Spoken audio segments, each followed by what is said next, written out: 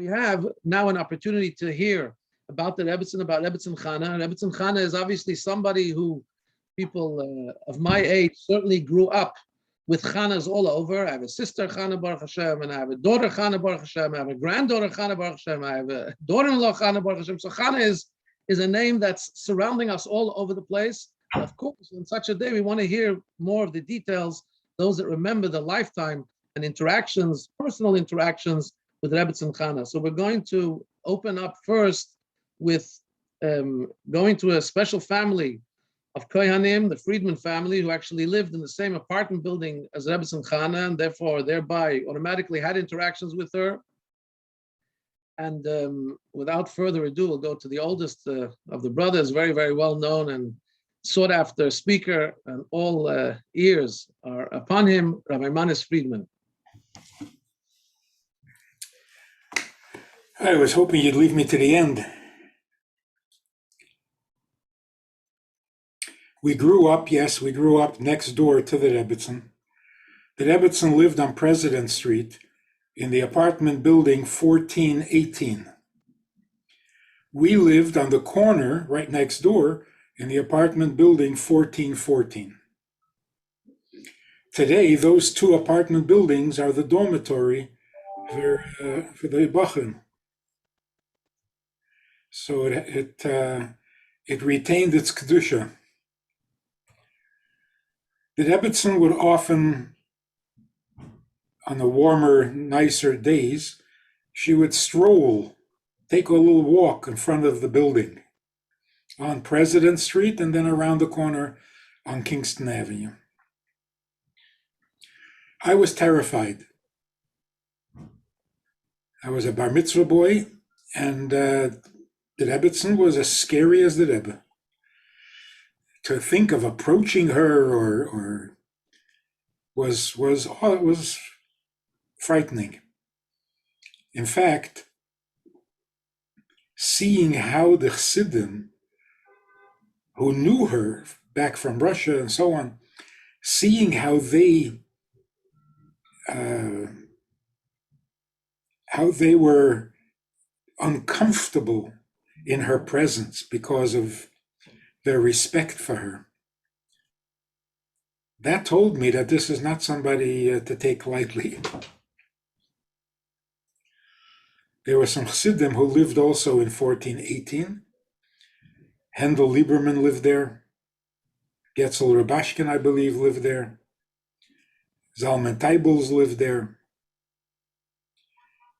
And the way they treated the Rebbetzin told you everything you needed to know. But I do have one anecdote. The Rabbitsun was strolling in front of her apartment, and she related this incident. She said there were some Beis Yaakov girls walking down the street, and she overheard their conversation. One of them said, "You think it's going to rain tomorrow?" And this was Erev Sukkos. And the other one said, "No." So the first one asked, why do you think it's not going to rain? She said, because the Lubavitcher Rebbe sends people out with the lulav and the esrog and miftzah sukkah, so it's not going to rain because his shluchim are going to be in the street. And the Rebbetzin hears this, and of course, it gives her great nachas. One other occasion, when I was coming home from 770, the Rebbetzin was on Kingston Avenue, and there was a woman speaking to her rather loudly. The woman was not dressed in the most sneeze fashion, but she was speaking loudly. So I walked over behind the woman to see what's going on. The Rebbetzin looked over this woman's shoulder at me, looked me straight in the eye, and like motioned like, "Shah, be quiet." The woman was saying, and I heard it very clearly, the woman was saying, "There's a great rabbi that lives here. I would love to see him and get his advice." Of course, I wouldn't come dressed like this. And the Rabbitsun was beaming. So I just minded my own business and continued going. The thing that we see, it was not that much, it wasn't that many years after the Rebbetzin arrived. We're talking in the 50s now, early 60s. If you take a look at the picture of the Rebbetzin sitting by the table when the Rebbe was in France to accompany her to New York, you see all the pain, all the torture. It's right there on her face. And then you look at the picture of the Rebbetzin a few years later. There are many, many sitting by the Neshei Chabad convention, by Lag BaOmer parade. The difference is unbelievable. The Rebbetzin is herself. Regal, calm, healthy looking. What a change. So the Rebbe's care, the Rebbe's attention, the Rebbe's was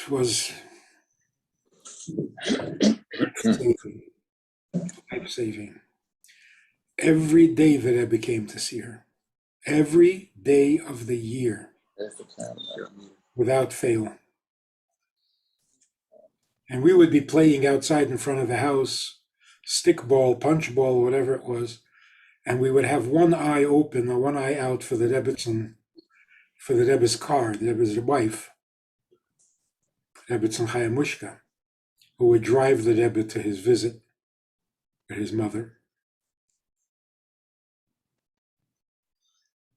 And I'm sure my brothers can tell you the story that the Rebbetzin asked my mother to tell us not to open the door for the Rebbe, because the apartment building had this heavy metal and glass door.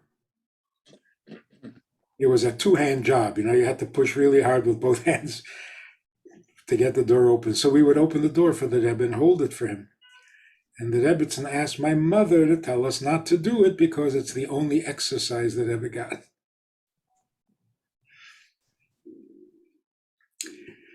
And one final thought on the subject. We were wondering, what does the Rebbe do when he comes to visit? It was usually about a 20-minute visit. So we found out that in the summer, the Rebbe draws the drapes. And in the winter, the Rebbe serves tea.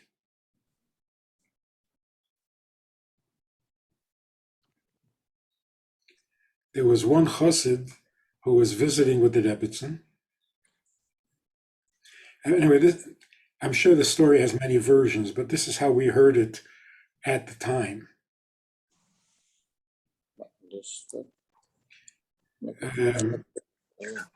One chassid was visiting with the Rebbetzin Chana, and the Rebbe walked in. So, of course, the normal procedure is when the Rebbe comes to visit, whoever was visiting would leave. This guy decided that he wants to, until he's asked to leave, he's not leaving. He was not asked to leave. The thing that he saw was that when the Rebbe got up to leave, after they were sitting at the dining room table, when the Rebbe got up to leave, he walked along the side of the table, straightening each chair as he walked out. Chassid was curious about that. So when the Rebbe had left, the Rebbetzin said to him, noticing his curiosity, since his bar mitzvah, the Rebbetzin said, since his bar mitzvah, he is careful never to turn his back on me. He thinks I don't know, so don't tell him. But that's why when he walks out, he walks sideways, making believe like he's straightening out the chairs because he doesn't want to turn his back on his mother. Recording in progress.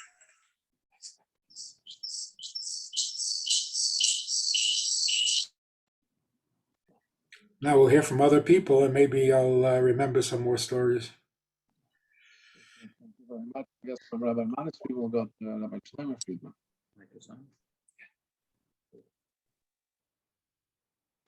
Rabbi Shloime Friedman, you're on, I think. Your mic should be on. Hello, can you hear me? Yes. Very good. Loud and Very clear. good. Actually, Manis, I remember opening the door for the Rebbe when the Rebbe would come, and I don't remember ever stopping. So even as a little boy, I wasn't listening to what I was supposed to.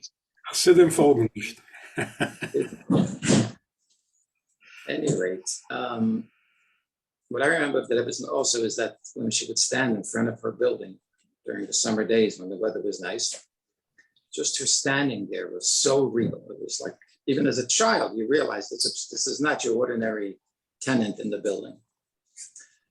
Anyway, so my father, which was Zaisha Chesed, and he would see the Rebbetzin standing there, and it always bothered him that she was standing. Why couldn't she sit?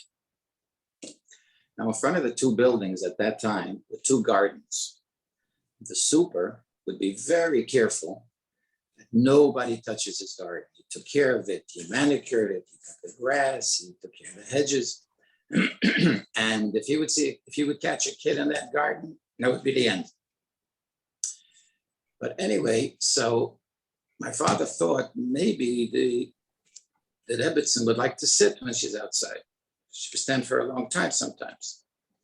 So he decided he's going to go to the super and ask for permission to build a bench for her in the garden.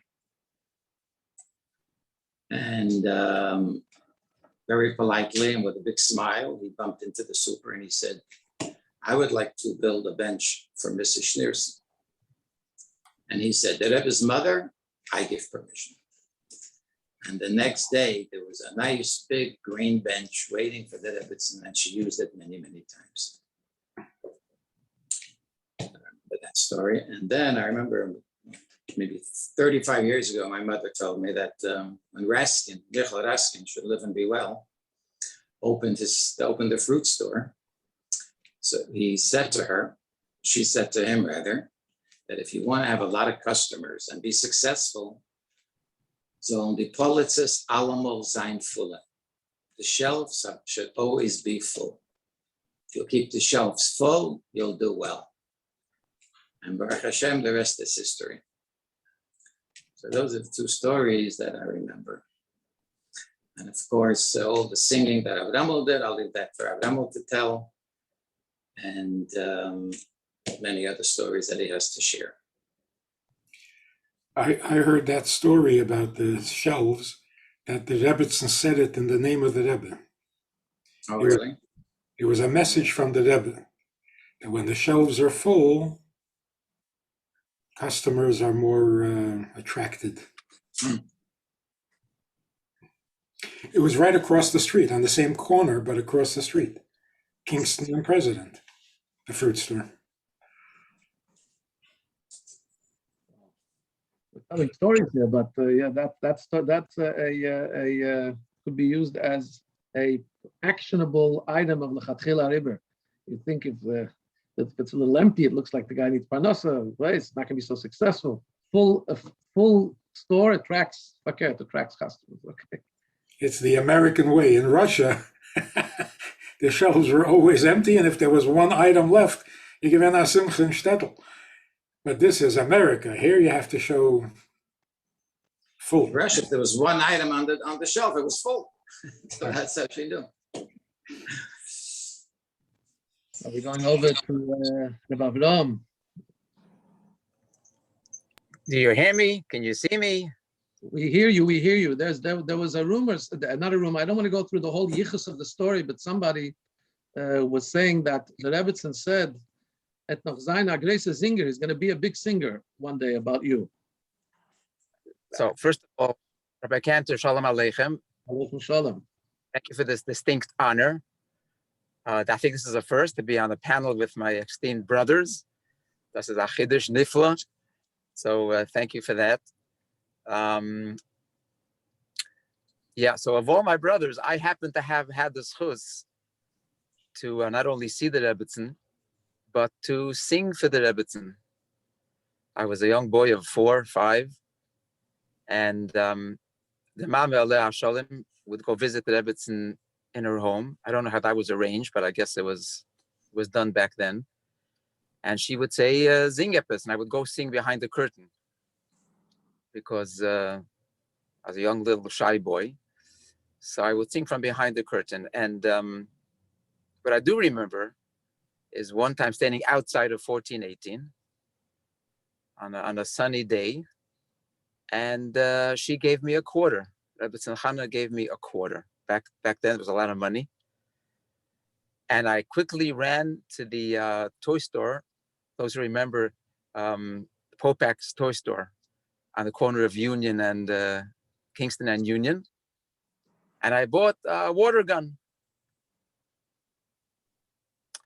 So unfortunately, I don't have the quarter or the water gun, but I'm sure that I used the water gun to spritz some people, some of my friends, or I got some good spritzes in. So that was a big schus to get a matbeya from Rebbetzin Chana. So Erev Yom Kippur, you're asking forgiveness for spritzing them? Maybe, I don't remember who it was, but if it was, anybody remembers, Betach Mechila, yeah. I was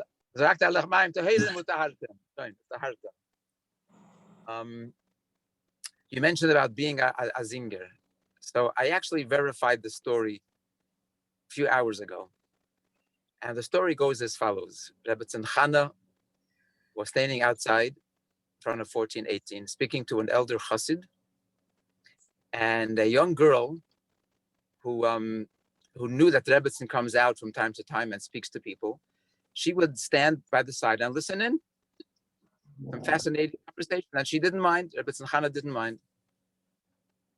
So this little girl overhears the following and sees the following. Rebbetzin Chana points with her hand up to the third floor, 1414, to our window, where we lived on apartment 3D, I think it was.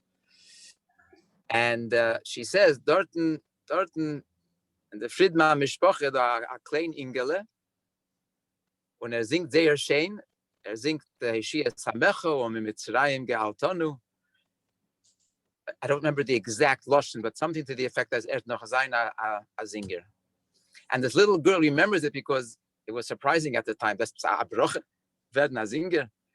So she remembers to this day that it was an unusual broche, unusual nevuah, that achsidische broche auswachsen a zinger.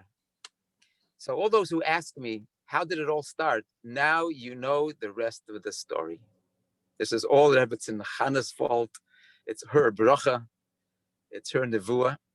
And the only explanation that I have over the years, later on having a kesher with the Rebbe and notifying him what I'm doing and where I'm singing, what songs I'm singing and the titles, and the Rebbe answering me, I would imagine it's only because, in addition to the fact that I was zoichet to be mahana, to bring hanoah to his mother, so the Rebbe took of his time to answer me and pay attention to me, and so to this day, this is a very humbling experience. This is all, I guess, on a silver platter.